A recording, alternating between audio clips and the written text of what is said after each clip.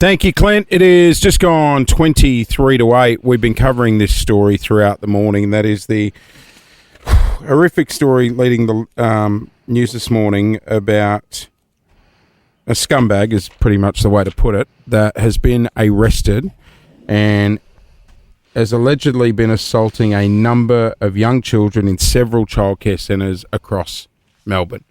Now, it is just the most horrific, disgusting, gut-wrenching story. And for someone who doesn't have children, I can feel the disgust of this whole situation. And anger as well, I'll be honest. Yeah, I can't even imagine what parents are going through. And not just parents who might have had kids in these daycare centres, but any parent who trusts that when they send their child off to daycare, that they are in the place that is the second safest place after home. And that's where you should be dropping your kids. It's just utterly terrifying. And a lot of chat last night amongst our friends, and I noticed on a lot of community Facebook pages around Melbourne, were people questioning the policies of their daycare centres. How are they finding their staff? How regulated is it? Are you doing that? You've got kids at daycare. Yeah, absolutely. We were having this conversation last night. And, you know, I mentioned earlier, if I was a daycare centre, I'd be getting on the front foot this morning and trying to put parents that have kids at my centre at ease. It's also really shitty for a lot of really, really good people out there who do work in daycare centres and are teachers. You know, people will be looking at them with a different perspective. And there's so many wonderful, kind, beautiful teachers and daycare workers out there who would be feeling this awful, gut-wrenching pain today as well. And it's my kids love their daycare teachers. Absolutely loved them. We've had all three kids go through the same kindergarten near our place. So, yeah, I'm with you, Lauren. My heart breaks for people in that industry that are very proud of what they do. We are joined by Zara this morning. She works in the childcare industry. Morning. Good morning, guys. Good morning. We first things first, thank you for the work you do.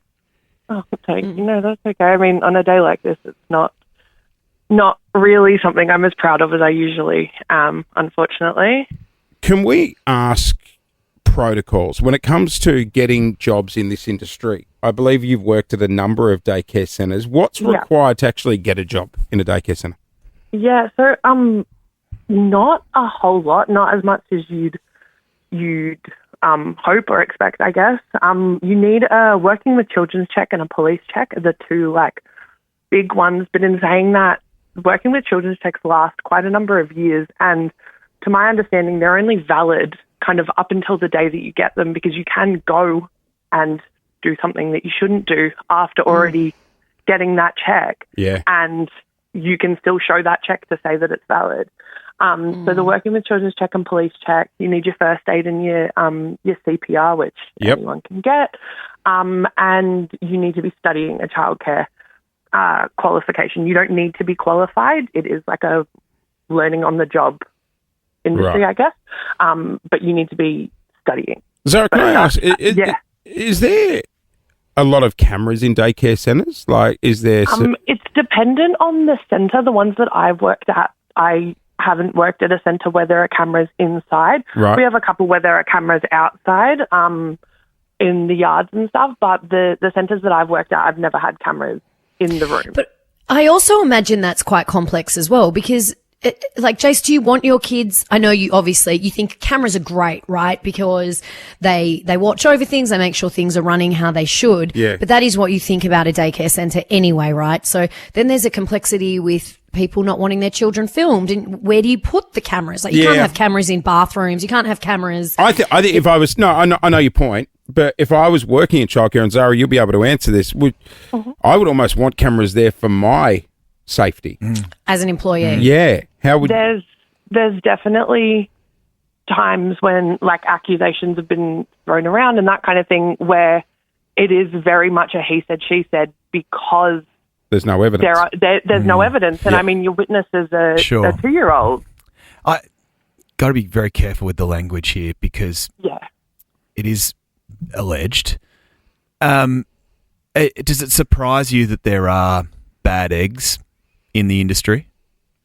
I wish I could say that it did, but unfortunately it doesn't come as a surprise. It doesn't make it any less horrifying or gut-wrenching that this has happened, but I think in all industries there's bad eggs, but when it comes to children, it definitely is so much worse. In your experience, what needs to happen? What needs to be done?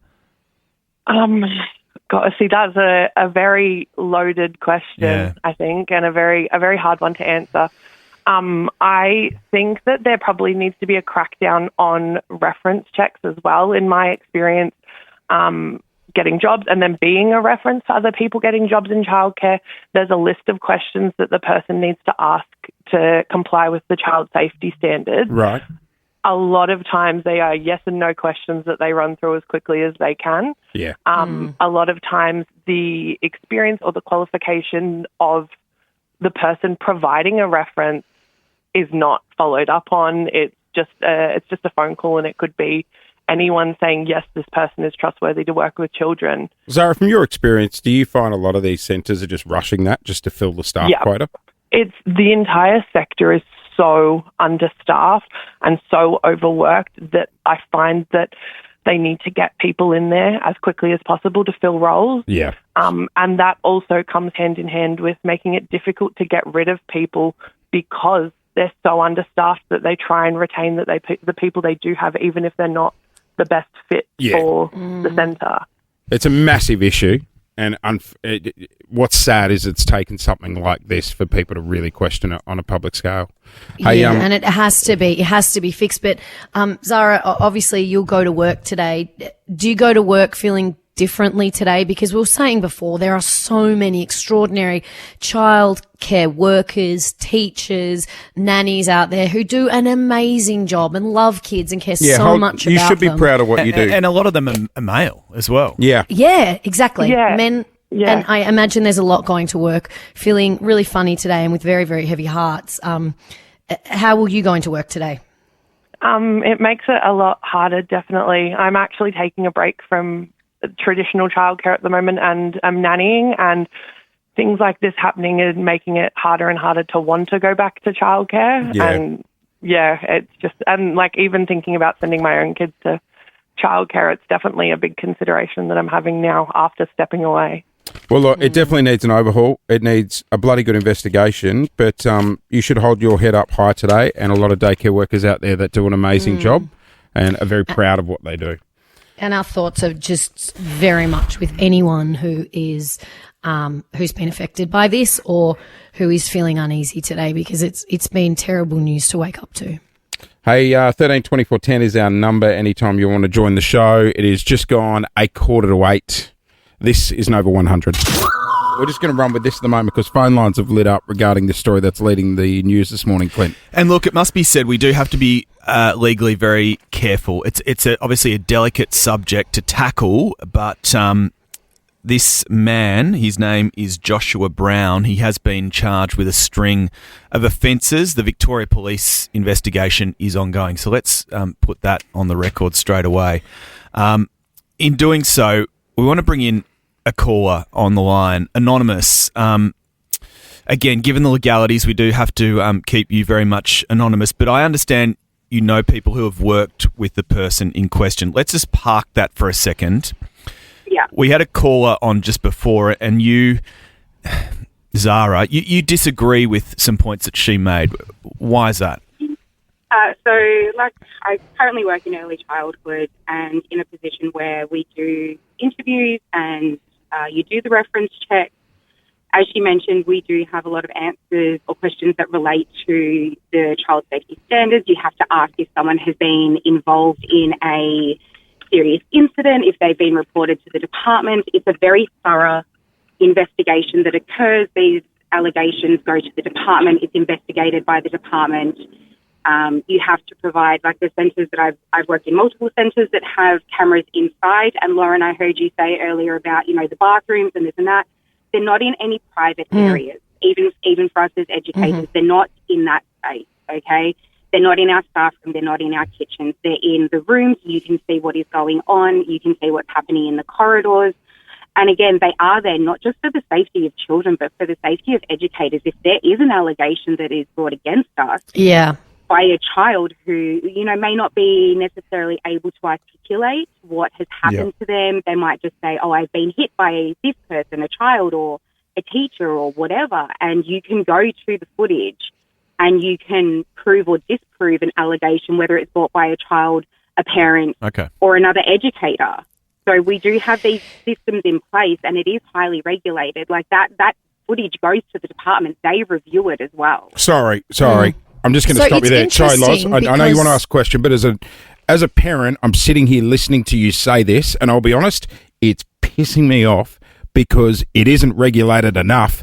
Otherwise, we would not be in this situation. Absolutely, Jace. I absolutely agree. I am a parent myself. I have 3 children. But don't ring up and say it's like it is regular. Sorry, mate.